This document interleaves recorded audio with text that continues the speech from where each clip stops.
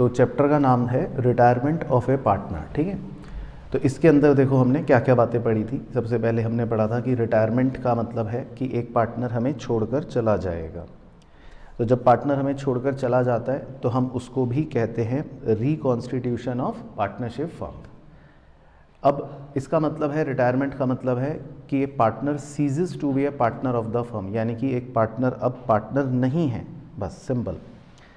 लेकिन second point important है आपके एग्जाम के लिए। अब क्वेश्चन पूछ सकता है या आपको पता होना चाहिए कि पार्टनर कैसे रिटायर होता है। तो हम कहते हैं कि भाई पार्टनर जो है वो कैसे रिटायर होता है। Uh, if there is an agreement, तो अगर पहले से डीड में लिखा हुआ है कि 1 अप्रैल 2023 को बी रिटायर हो जाएगा तो फिर हो जाएगा। दूसरा तरीका होता है if all other partners agree to his retirement. अब मान लो उन्होंने पहले से डीड नहीं बना रखी या पहले से एग्रीमेंट नहीं कर रखा और फिर सब पार्टनर्स एग्री कर जाते हैं कि ठीक है भाई तुम रिटायर हो जाओ, तो फिर वो रिटायर हो सकता है। और तीसरा जो होता है वो partnership in case at will के केस में होता है। अब इसमें दो तरह के पार्टनरशिप होते हैं। एक होते हैं फिक्स्ड पार्टनरशिप। फिक्स्ड पार्टनरशिप जो होती है उसका टाइम ड्यूरेशन फिक्स होता है, लेकिन पार्टनरशिप एट विल का मतलब होता है कि जब तक आपका मन कर रहा है तब तक आप पार्टनर्स होते हो। तो उस केस में अगर आप रिटर्न में नोटिस दे देते हो या अपना कंसेंट दे देते हो कि मैं रिटायर हो रहा हूँ, तो फिर आप रिटायर हो सकते हो। तो लेकिन उसमें आपको रिटर्न में देना पड़ेगा, ठीक है ना। तो मतलब 3 तरीके हैं, ये याद रखना रिटायर होने के, कि अगर एग्रीमेंट है या फिर सारे पार्टनर्स एग्री कर जाए। तो इसमें आप ओरली भी रिटायर हो सकते हो कि आपने बोला कि मैं छोड़ रहा हूँ और बाकी कह रहे हैं चलो ठीक है हो जाओ, तो फिर रिटायर हो जाओगे। अदरवाइज फिर आपको रिटर्न में कंसेंट देना पड़ेगा कि भाई मैं रिटायर होना चाहता हूँ।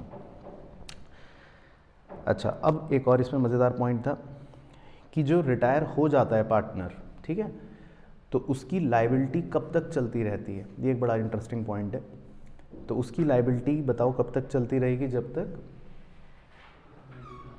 पब्लिक नोटिस नहीं दिया। तो अगर आप रिटायर होते हो या कोई भी पार्टनर फर्म से रिटायर होता है तो उसको पब्लिक नोटिस देना पड़ेगा, तभी फिर मतलब उसका रिटायरमेंट वैलिड माना जाएगा। नहीं तो फिर वो आगे तक लायबल बना रहेगा और पता चला जेल भी हो जाए। चलो, फिर हमने टॉपिक्स लिखे थे मेनली, तो इसके अंदर जो हमसे पूछता है तो टॉपिक्स एक बार आप देख लो कि भाई क्या थे। रेशियोज़ का था, गुडविल का ट्रीटमेंट था जो हम अभी देखेंगे, बाकी free reserve, accumulated losses, revaluation, capital, वो सब हमें पता ही है। बाकी नया टॉपिक अगर देखें तो वो बेसिकली है लोन अकाउंटिंग रिटायरिंग पार्टनर का, और balance sheet with capital adjustments, ठीक है जी। तो पहले गेनिंग और नए रेशियो की बात कर लेते हैं। तो इसमें मोटा मोटा पहला जो केस है ज़्यादातर वो आता है एग्ज़ाम में, जो बहुत सिंपल है। तो इसमें देखो हमने लिखा था कि 3 पार्टनर्स हैं, let's say A B C, 3 to 1, और बी पार्टनर रिटायर हो गया। तो बस आपको सिंपली बी पार्टनर को हटाना है। तो जो ए और सी का रेशियो बच गया 3:1, उसी को हम गेनिंग भी कह देंगे और उसी को न्यू भी कह देंगे। तो ये सबसे सिंपल होता है। बाकी कभी कभी हो सकता है कि क्वेश्चन आपको नया रेशियो दे दे, तो उस केस में जो हमने पहले पढ़ा बिल्कुल उसी तरह से हम गेनिंग सैक्रिफाइसिंग शेयर निकाल सकते हैं। बाकी एक बड़ी इंपॉर्टेंट महत्वपूर्ण चीज़ हमने लिख रखी है, वो देख लो।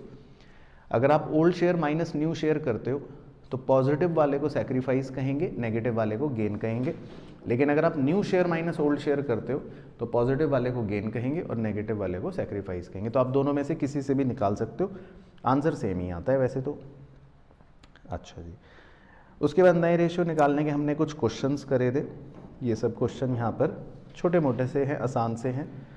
तो इसमें अगर आप इम्पोर्टेंट लिखना चाहते हो तो मैं आपको बता देता हूँ नंबर, वो आप थोड़ा सा मार्क कर लेना अपने रिवीजन के लिए, और बाकी उन्हीं को प्रैक्टिस करके देख लेना। जैसे एक क्वेश्चन 10, ये आप मार्क कर सकते हो, ये एक थोड़ा सा अच्छा क्वेश्चन है, ठीक है। तो मैं इसका आपको वैसे ही बता देता हूँ कि क्या था इसमें। तो बस आप बुक ऐसी मार्क कर लेना चाहें। इसमें 3 पार्टनर्स थे, उनका हमको रेशो दे रखा था, और क्वेश्चन ने बोला था Murali retire and surrender 2/3 of his share in favour of Naveen. तो इसका मतलब है कि मुरली अपने शेयर का 2/3 हिस्सा नवीन को दे रहा है और रिमेनिंग शेयर वो ओम प्रकाश को दे रहा है। तो ये इस तरह की मतलब लैंग्वेज थी। तो इससे हमको गेनिंग रेशो भी निकालना था और न्यू रेशो भी निकालना था, है ना। बाकी तो खैर सिंपल थे। अच्छा, अब ये क्वेश्चन एक बड़ा ही अच्छा क्वेश्चन था जो मतलब आप रिवीजन के लिए रख सकते हो। इसमें आपका एक कॉन्सेप्ट कवर हो रहा था मेनली गुडविल का, ठीक है, वो मैं आपको इसी क्वेश्चन के माध्यम से सिखा देता हूँ। तो देखो इसमें लिखा था कि 3 पार्टनर्स है, सुनील, शाहिद और डेविड, और उनका रेशो दे रखा है 4:3:2। Shahid retires and the goodwill is valued at 72,000। तो अब आप बड़े ध्यान से सुनना, रिटायरमेंट चैप्टर में हमेशा हमेशा हमेशा हमेशा आप ये ध्यान रखना कि गुडविल जब भी दे रखी है तो सबसे पहला स्टेप मैंने आपको तब भी सिखाया था कि आप हमेशा रिटायरिंग पार्टनर का शेयर निकाल लो, ठीक है, क्या निकाल लो, रिटायरिंग पार्टनर का शेयर। तो गुडविल है 72,000 और शाहिद का शेयर है 3/9, तो कितना आ गया उसका शाहिद का शेयर 24,000। तो सबसे पहले आप ये लिख लो 24,000 और रिटायरिंग पार्टनर को क्रेडिट कर लो, ठीक है। और जो भी ये शेयर होता है ये कौन पार्टनर्स आपस में बियर करते हैं, गेनिंग रेशो में जो हमारे पुराने पार्टनर्स होते हैं जनरली, तो वो आप वर्किंग देख लो। तो इसमें जैसे हमने गेनिंग रेशो वर्किंग में निकाल लिया था कि सुनील और डेविड गेन कर रहे हैं और इनका गेनिंग रेशो कितना आ गया था 13:11। तो अब ये जो शाहिद को गुडविल का शेयर मिलेगा ये 13:11 में मिल जाएगा। तो मतलब आपको गुडविल का ट्रीटमेंट क्लियर हो गया, रिटायरमेंट के पूरे चैप्टर में यही रहेगा। अच्छा, बाय चांस अगर कोई सैक्रिफाइस कर देता पार्टनर, इन दोनों में से अगर मान लो कोई सैक्रिफाइसिंग होता तो क्या करते हम, तो फिर क्रेडिट कर देते उसको, हाँ, सैक्रिफाइसिंग पार्टनर को क्रेडिट कर देते, तो वो भी मतलब हम ध्यान रखेंगे, ठीक है। तो मतलब हर क्वेश्चन में गुडविल की मोटा मोटी यही एंट्री और यही कॉन्सेप्ट चलता है। तो देखो हर क्वेश्चन में रिटायरिंग पार्टनर को क्रेडिट कर रहे हैं और गेनिंग पार्टनर को डेबिट कर रहे हैं, तो हर क्वेश्चन में इसी तरह से काम हो रहा था। तो रिटायरिंग पार्टनर को क्रेडिट कर रहे थे, गेनिंग पार्टनर को डेबिट कर रहे थे, ठीक है जी। अच्छा, अब इसमें आप एक ये वाला मार्क कर लेना 18th, इसको रिवीजन में ज़रूर रखना, इम्पॉर्टेंट था। अब 18th में क्या है वो मैं बता देता हूँ। 18th बेसिकली रिटायरमेंट के अंदर भी एक हिडन गुडविल का मतलब कॉन्सेप्ट होता है छोटा सा, तो वो मैं बता देता हूँ क्वेश्चन पढ़ के क्या है। तो इसमें देखो दे रखा था कि शिवम, कपिल, दीपक जो है वो पार्टनर्स हैं, 3 पार्टनर्स हैं जिनका रेशो है 3:1:2 और 31 मार्च को कपिल रिटायर हो गया। His capital account after the adjustments of reserve and profit on revaluation was 3,50,000। इसका मतलब है कि हमें 3,50,000 कपिल को देने हैं, लेकिन फिर अगली लाइन में ऐसा लिखा होता है जनरली कि Shivam and Deepak paid him 4,20,000 in settlement of his claim. तो अब बस ये आपको मतलब इससे पता लग जाता है, तो हमको 3,50,000 देने थे रिटायरिंग पार्टनर को, लेकिन हम कितना दे रहे हैं 4,20,000। तो जो ये आप एक्स्ट्रा पैसे दे रहे हो ये उसका शेयर ऑफ गुडविल होता है। तो बस कितना था उसका शेयर ऑफ गुडविल 70,000। तो ये बेसिकली इससे हमको ये पता लग गया था कि 70,000 उसका गुडविल का शेयर है, बाकी गेनिंग पार्टनर्स को हम डेबिट कर देंगे, ठीक है। बाकी क्वेश्चन में एक और अच्छी लाइन आगे जोड़ रखी थी कि हमने रिटायरिंग पार्टनर का अकाउंट सेटल करने के लिए उसको कैश नहीं पे करा, क्या पे करा, कंप्यूटर। तो इसीलिए अगर आप एंट्री देखेंगे तो सेकेंड एंट्री के अंदर हम उसको कैश नहीं पे कर रहे, हम क्या पे कर रहे हैं, कंप्यूटर। तो ये भी मतलब एक अच्छा क्वेश्चन था, ठीक है जी, गुडविल के लिए। बाकी ये सब नॉर्मल वही गुडविल के क्वेश्चन जो आप कर लोगे, है ना। बाकी रेजिंग गुडविल नहीं पढ़नी वैसे। अच्छा, फिर उसके बाद आते हैं रिवैल्यूएशन के कॉन्सेप्ट पे। तो रिवैल्यूएशन का कॉन्सेप्ट तो पूरा सेम ही है, तो इसमें तो मतलब कुछ कॉन्सेप्चुअली हमें नहीं करना है ना। तो रिवैल्यूएशन का तो मतलब आप 100% सेम समझ लो, तो इसके क्वेश्चन वगैरह तो एज इट इज़ सेम है। अच्छा, फिर उसके बाद फ्री रिजर्व्स के ट्रीटमेंट। तो फ्री रिजर्व के क्या ट्रीटमेंट होते हैं रिटायरमेंट चैप्टर के अंदर, बताओ। ओल्ड पार्टनर्स को मतलब हम ओल्ड रेशो में डिस्ट्रीब्यूट कर दें, तो इसमें मतलब आपका ट्रीटमेंट सेम ही रहेगा, तो किसी को कोई दिक्कत तकलीफ तो नहीं है, ठीक है। तो रिजर्व्स के ट्रीटमेंट सेम रहेंगे, एग्जिस्टिंग गुडविल का ट्रीटमेंट सेम रहेगा। अब एक मार्क कर लो क्वेश्चन एग्जाम के लिए 31, मतलब जब रिवाइज करो तो ये क्वेश्चन आप इसमें अपने रिवीजन में ज़रूर रख लेना। तो 31 में मैं बता देता हूँ। 31 में क्या है कि भाई देखो, आपको एक रिज़र्व भी दे रखा है, एक WCR भी दे रखा है, PNL भी दे रखा है, एडवर्टाइजमेंट सस्पेंस भी दे रखा है। तो इससे थोड़ा सा आपको प्रैक्टिस हो जाएगी कि भाई हर तरह की चीज़ हो सकती है। बाकी क्वेश्चन में एक बड़ा ही अच्छा पॉइंट इसमें डाल रखा था कि पार्टनर्स ये डिसाइड करना चाहते हैं कि वो सब कुछ ओरिजिनल वैल्यू पर रखेंगे।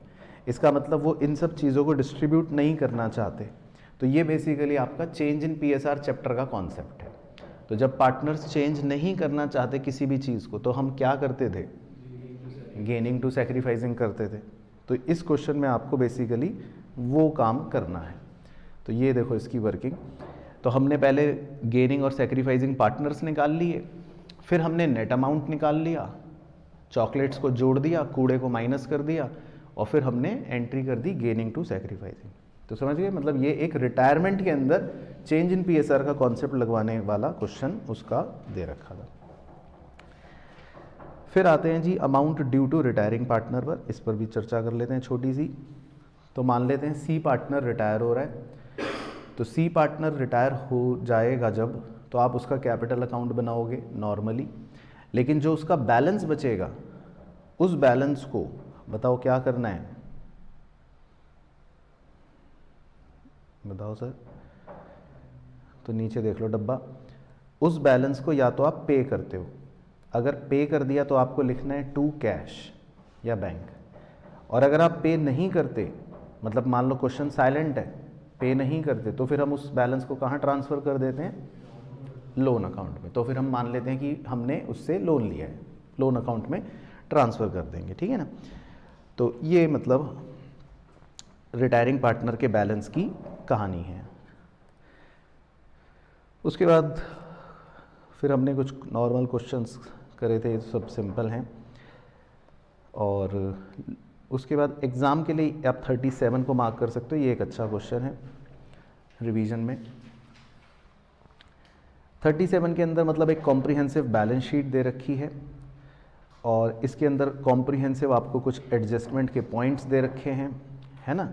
डेटर से related bad debts, provision, goodwill दे रखी है, कुछ रीवैल्यूएशंस दे रखे हैं, और F पॉइंट में दे रखा है कि जो रिटायरिंग पार्टनर है, मतलब मैं मुद्दे की बात बता रहा हूँ, उसको हमने 20,000 रुपये चेक पे करा, और जो बैलेंस बच गया वो उसके लोन अकाउंट में ट्रांसफ़र कर दिया। अब ये क्वेश्चन इसलिए इंपॉर्टेंट है कि इसमें हमसे जर्नल एंट्रीज पूछी हैं। तो आमतौर पर बच्चा क्या करता है कि लेजर की प्रैक्टिस तो रखता है, जर्नल एंट्रियाँ नहीं करता। तो हमें इस क्वेश्चन में जर्नल एंट्रियाँ करनी है। तो मैं दिखा देता हूँ, देखो क्या क्या एंट्रियाँ होंगी। एक आपकी गुडविल की एंट्री होगी, फिर जनरल रिजर्व की एंट्री होगी, फिर जो रिवैल्यूएशंस हुए बैड डेट्स के, प्रोविजंस के, उनकी एंट्री होगी, स्टॉक फर्नीचर की एंट्री होगी, वर्कमैन कॉम्पनसेशन क्लेम इसमें ज़्यादा था उसकी एंट्री हो गई रिवैल्यूएशन की, रिवैल्यूएशन गेन बांटने की एंट्री हो गई। और फिर हमने देखो रिटायरिंग पार्टनर को, लास्ट एंट्री देखना ध्यान से, रिटायरिंग पार्टनर को पहले हमने उसका टोटल अमाउंट निकाला कि वो कितने रुपए बन रहा है, 155, 125, फिर 20,000 रुपये क्या पे करे? चेक, और बैलेंस जो है वो कहाँ ट्रांसफ़र कर दिया? लोन अकाउंट में। तो आपको समझ आ गई कहानी, प्रोसेस। तो ये क्वेश्चन मतलब इसलिए थोड़ा सा रेलिवेंट था कि इसमें हमसे जर्नल एंट्रीज मांग रखी थी। इसी तरह एक और था जर्नल एंट्री वाला, तो वो भी मतलब सेम ही है। फिर एक और कॉन्सेप्ट इस पे जो नया है, जो बहुत ज़रूरी है, जो सबको आना चाहिए, कि रिटायरिंग पार्टनर का लोन अकाउंट अगर बनाने को आ जाए तो फिर आप कैसे करोगे। तो वो देखो कि जो रिटायरिंग पार्टनर का लोन अकाउंट होता है, तो वो मैंने बताया था कि मतलब वो एक लायबिलिटी होता है। तो उसमें हम पहले देखते हैं कि कितना अमाउंट ट्रांसफ़र हुआ, उसके बाद क्वेश्चन में बताता हूँ। तो जैसे ये एक हमने एग्जाम्पल करा था यहाँ पर, तो इसी एग्जाम्पल से बता देता हूँ, बस आप ध्यान से फिगर्स पे फोकस करना। तो जैसे रिटायरिंग पार्टनर का 1 लाख रुपए बैलेंस बच गया था, ठीक है, और हमने उसको कहा था कि हम तुम्हें 4 इंस्टॉलमेंट में पे करेंगे। तो 1 लाख रुपए के 4 इंस्टॉलमेंट कितने बन गए? 25, 25, 25, 25। इसको बोलते हैं प्रिंसिपल। और फिर लिखा था क्वेश्चन में टुगेदर विद इंटरेस्ट 10%, और 10% का इंटरेस्ट देंगे। तो इंटरेस्ट बस आपको ध्यान से कैलकुलेट करना होता है। तो जब आप पहला इंटरेस्ट कैलकुलेट करोगे तो 1 लाख का करोगे तो वो कितना आएगा? 10,000। लेकिन जब दूसरा इंटरेस्ट करोगे तो 75,000 का करोगे वो आएगा 7,500। फिर तीसरा इंटरेस्ट कैलकुलेट करोगे तो 50,000 का वो आएगा 5,000, और आखिरी इंटरेस्ट 25,000 का 2500। तो ये जो नीचे टोटल में लिख रखी हैं ये हमारी किश्तें बन गई, इंस्टॉलमेंट्स बन गई 35, 32,500, 30,000 और 27,500। अब अकाउंट कैसे बनाते हैं वो भी स्टेप वाइज याद रखना। देखो सबसे पहले हम लिखते हैं बाय जेड कैपिटल, स्टेप 1। फिर उसके नीचे लिखते हैं बाय इंटरेस्ट, जो भी इंटरेस्ट आया, स्टेप 2। फिर स्टेप 3 में हमें पेमेंट करनी है, तो पेमेंट कहाँ लिखते हैं, डेबिट साइड पर, टू बैंक, जो हमने इंस्टॉलमेंट पे कर दी। और उसके बाद हमारा बैलेंस बच गया 75,000। ठीक है, तो सही हो गया, सिंपल। फिर ऐसी सेकेंड ईयर में अगेन बैलेंस आ गया 75,000। फिर स्टेप 2 में इंटरेस्ट आ गया 7,500, और स्टेप 3 में पेमेंट आ गई टू बैंक 32,500। तो भाई क्लियर है सबको, किसी को भी देख लो डाउट तो नहीं है। लोन अकाउंट आप इस तरह से पूरा बना लोगे। बाकी एंड में क्रॉस टैली खुद से करने के लिए देख लेना कि जब आप आखिरी पेमेंट कर दो तो बैलेंस कितना बचेगा, नील, तो लोन खत्म हो जाएगा, है ना। बाकी आप ये इलस्ट्रेशन मतलब 33 जो था इसको मार्क कर सकते हो। इसमें बेसिकली एक हल्का सा ट्विस्ट था, इसमें क्वेश्चन में ये ट्विस्ट था, और ये एग्जाम में आया भी है पहले 3 नंबर का, 4 नंबर का। इसके अंदर ये ट्विस्ट था कि क्वेश्चन ने 2 इंस्टॉलमेंट्स की वैल्यू ऑलरेडी दे रखी थी, 37,500, 37,500 पहले ही दे रखी थी, और लास्ट वाली उसने कहा था कि बैलेंस निकाल लो। तो खैर मतलब है तो अब तो सिंपल है, लेकिन उस समय मतलब एक लैंग्वेज की वजह से थोड़ा इंपॉर्टेंट हो गया था। तो इसमें हमको फर्स्ट और सेकंड इंस्टॉलमेंट ऑलरेडी गिवन थी 37,500, और लास्ट इंस्टॉलमेंट हमारी एज अ बैलेंसिंग फिगर निकली थी। मतलब ये भी एक मज़ेदार क्वेश्चन था, है ना। अच्छा जी, तो ये हो गए आपके लोन अकाउंट बनाने वाले। बाकी क्वेश्चन नंबर 43 जो है इसको भी आप अपने इम्पोर्टेंट मार्क कर लो रिवीजन के पर्सपेक्टिव से, क्योंकि इसमें आइटम्स काफ़ी सारे थे, तो मतलब एक कॉम्प्रिहेंसिव रिवीजन के लिए अच्छा क्वेश्चन था। इसके अंदर देखो मतलब ब्रीफ में कैपिटल अकाउंट दिखा देता हूँ, उसी से समझ आ जाएगा। तो इसमें देखो पार्टनर था, फिर हमने उस रिटायरिंग पार्टनर को इंटरेस्ट ऑन कैपिटल भी दिया, गुडविल भी दिया, शेयर ऑफ प्रॉफिट भी दिया, उसने ड्राइंग भी करी थी तो डेबिट हो गया, उस ड्राइंग का इंटरेस्ट ऑन ड्राइंग भी था तो डेबिट हो गया, रिवैल्यूएशन का लॉस भी था तो डेबिट हो गया, और हमने उसको 7,700 की पेमेंट कर दी थी तो टू कैश भी हो गया। फिर लास्ट में जो बैलेंस बचा वो कहाँ ट्रांसफ़र कर देंगे, उसके लोन अकाउंट में। मतलब एक कॉम्प्रिहेंसिव क्वेश्चन है, मतलब है ईजी, लेकिन इसमें आपको आइटम्स अच्छे मिल जाएंगे प्रैक्टिस के लिए। और फिर देखो लोन अकाउंट, 1 लाख रुपए का लोन था और वो दे रखा था कि 2 किस्तों में पे होगा, तो 2 किस्तें बन गई 50-50, और फिर इंटरेस्ट दे रखा था 6% का, तो पहला इंटरेस्ट कितना आएगा 6,000 और दूसरा इंटरेस्ट कितना आएगा 3,000। तो मतलब ये आपका कॉम्प्रिहेंसिव क्वेश्चन था, तो इसमें लोन अकाउंट ऐसे बन जाएगा। तो समझ आ गया सबको। तो यहाँ तक कहानी बिल्कुल ओके हो गई। चलो फिर है जी लास्ट कॉन्सेप्ट इसमें, एडजस्टमेंट ऑफ कैपिटल। ठीक है, रिटायरमेंट में, तो रिटायरमेंट में कितने केस होते हैं बताओ। मतलब किताब के हिसाब से देखोगे तो वो लगेगा पता नहीं 5 केस हैं, है ना। तो ऐसा नहीं है, लेकिन मोटे मोटे आप मानना कि 3 ही केस हैं। ठीक है, कितने केस हैं, 3। तो देखो पहला केस जो है, आप केस वाइज केस लेकर चलना। पहला केस जो है उसमें हमें नई फर्म की कैपिटल दे रखी होगी। ठीक है, बस ये सबसे बड़ी पहचान है। या फिर क्वेश्चन की लैंग्वेज ऐसी भी हो सकती है, एक क्वेश्चन इस तरह का भी है, वो कहता है कि टोटल कैपिटल ऑफ नई firm is equal to the capital before retirement. तो मतलब ये भी हमें एक तरह से कैपिटल दे रखी होती है। तो इसमें आपको स्टेप बहुत ही सिंपल है, मतलब इससे आसान तो कुछ हो ही नहीं सकता।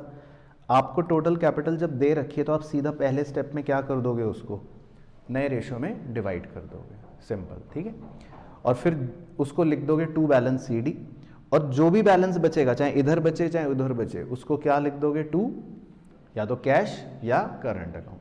तो ये हमने पहले भी देख रखा है ना। और क्वेश्चन अगर साइलेंट है तो क्या लिख लेंगे, कैश।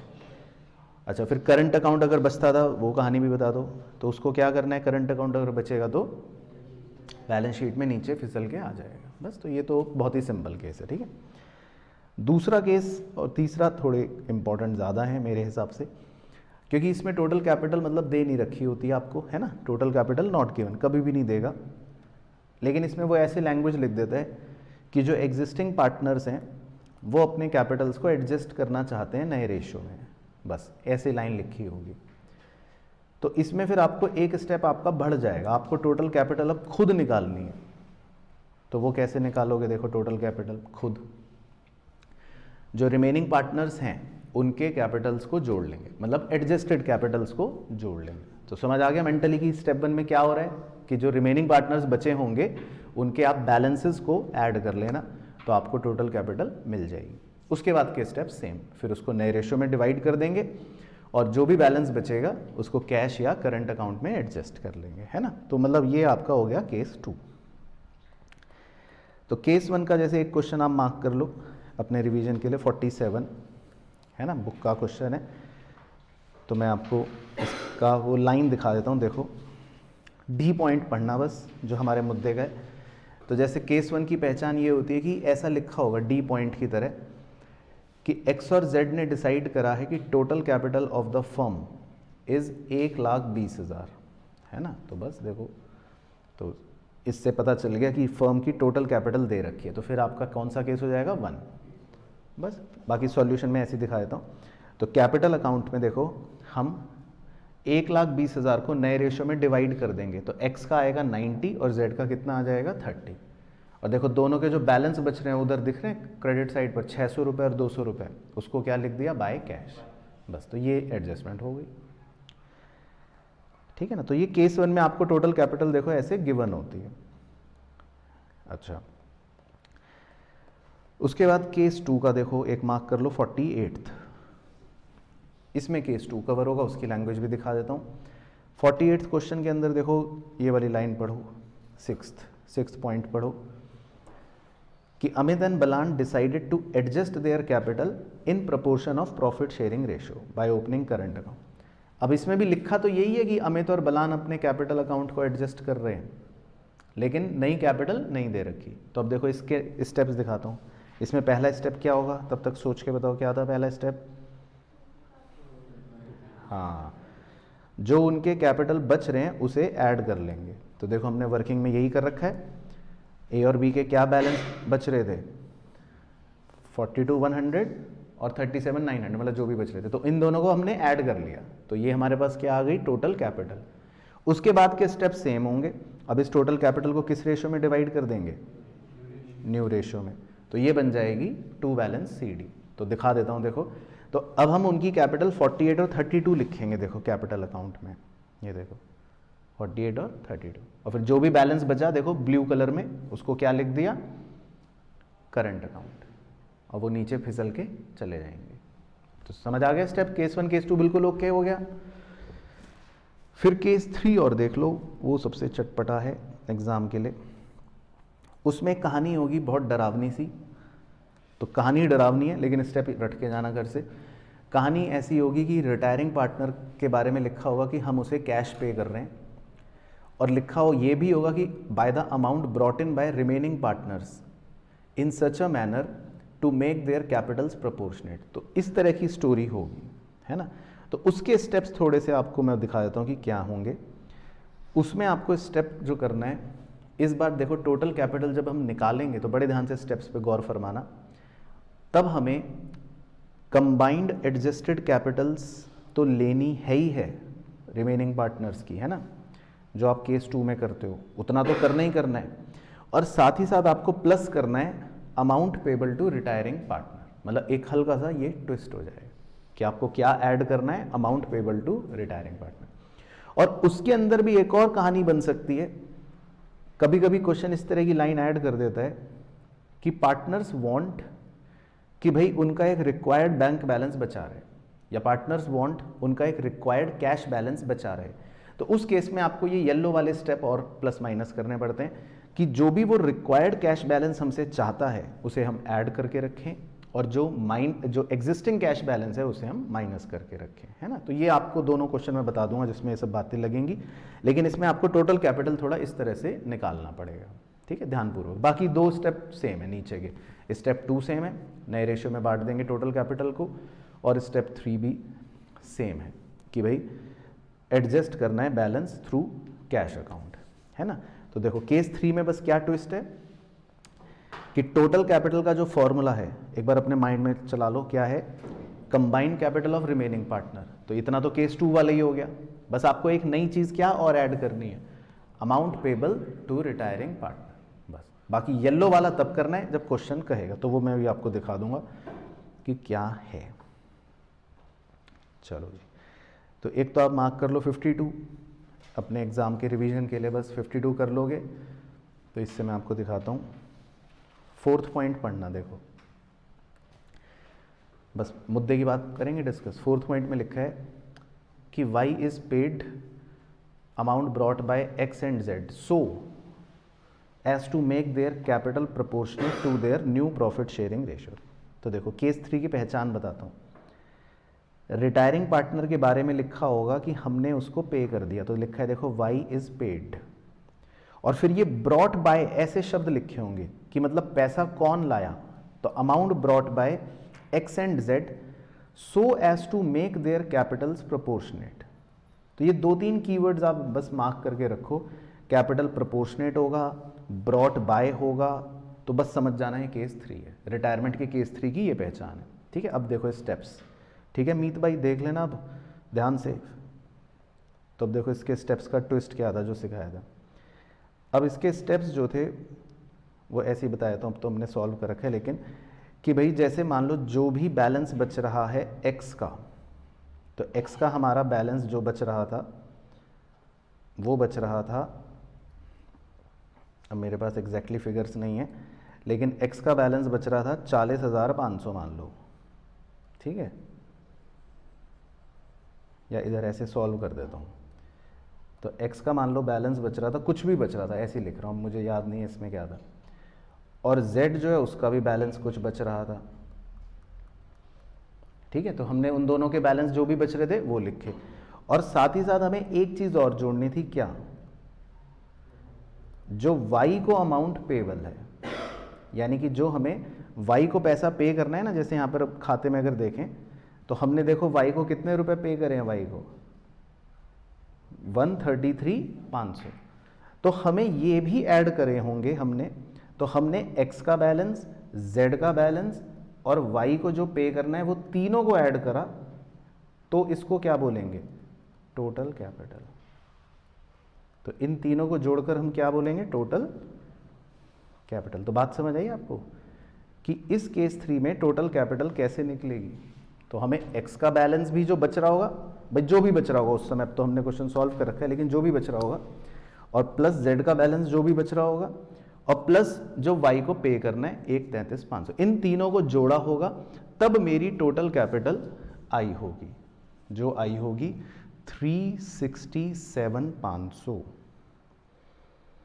कितनी आई होगी इन तीनों को जोड़कर, 367,500। बाकी आप खुद भी करके देख लेना एक बार रिवीजन में। और फिर इस टोटल कैपिटल को 367,500 को हमने नए रेशियो में बांट दिया होगा, x और z के न्यू रेशियो में बांट दिया होगा, है ना। तो x और z का नया रेशियो जो था, सवाल में देख लेता हूं क्या था, दे रखा है कुछ, 3:2 ये रहा है ना, 3:2। तो इसको हमने 3:2 में बांट दिया होगा, और 3:2 में बांटकर ये आ गया होगा 2,20,500, और z का आ गया होगा 147। तो वो हमने टू बैलेंस CD में लिख लिए हैं। तो बट आप प्रोसीजर समझ गए सब बच्चे केस 3 का, तो सबको ओके हो गया।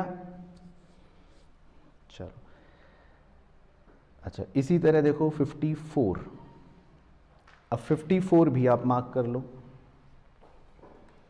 54 भी केस 3 ही है, 54 भी केस 3 ही है, लेकिन देखो अब इसमें ध्यान से देखना, 54 में पूरी अंग्रेजी पढ़ना F पॉइंट की, कि Pawan is paid in full with cash brought in by Suraj and Kamal. तो देखो वही कहानी चल रही है, ब्रॉट इन वर्ड आ गया, Suraj and Kamal, in such a manner that there capitals are proportionate.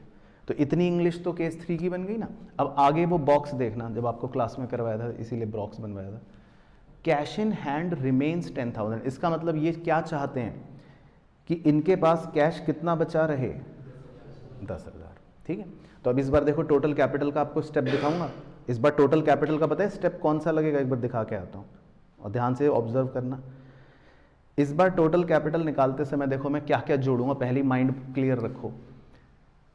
जो भी रिमेनिंग पार्टनर्स के कैपिटल बचेंगे वो, फिर रिटायरिंग पार्टनर को जो अमाउंट देना है वो, प्लस रिक्वायर्ड कैश बैलेंस भी जुड़ेगा। वो कितना है इस क्वेश्चन में, 10,000। ओके, और मैं माइनस भी करूंगा एग्जिस्टिंग कैश बैलेंस जो क्वेश्चन में दे रखा होगा। तो 4 बातें देखो आपको दिखा देता हूं, फिर आप बता देना कि आपको मेंटली क्लियर हो गया ना कि क्या लगा रहे हैं स्टेप्स। तो देख लेते हैं अगर वर्किंग में कर रखा हो तो। हाँ, तो कर रखा है, थैंक गॉड। तो देखो जी, ये देख लो बस आंखें खोल खोल के।